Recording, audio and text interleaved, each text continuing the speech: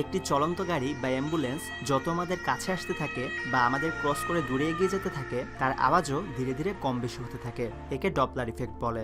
আজ আমরা এই ইফেক্ট তৈরির কারণ সম্পর্কে জানবো। আপনাদের সাথে আছি আমি দেবব্রত এবং আপনারা দেখছেন মিস্ট্রি উইথ দেবব্রত।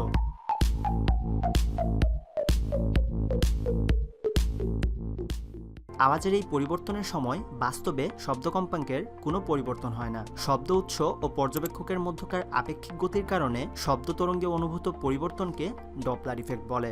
ব্যাপারটি আরো সহজভাবে বুঝি। যখন শব্দ উৎস পর্যবেক্ষকের দিকে এগিয়ে আসে তখন উৎস গতিশীল থাকার কারণে ডপলার ইফেক্ট তৈরি হয়। স্থির থাকা অবস্থায় ওই শব্দ উৎস তার চারদিকে সমান তরঙ্গ ছড়িয়ে দেয়। স্থির থাকা অ্যাম্বুলেন্স ও পর্যবেক্ষকের ক্ষেত্রে অ্যাম্বুলেন্সের সামনে ও পিছনে শব্দ তরঙ্গের ফ্রিকোয়েন্সি সমান থাকবে।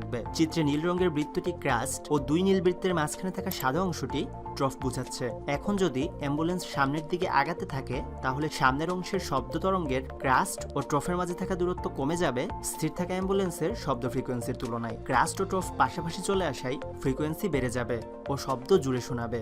একই অ্যাম্বুলেন্স যখন পর্যবেক্ষক বা শ্রোতাকে অতিক্রম করে চলে যাবে তখন শব্দের আওয়াজও ক্রমাগত কমতে থাকবে।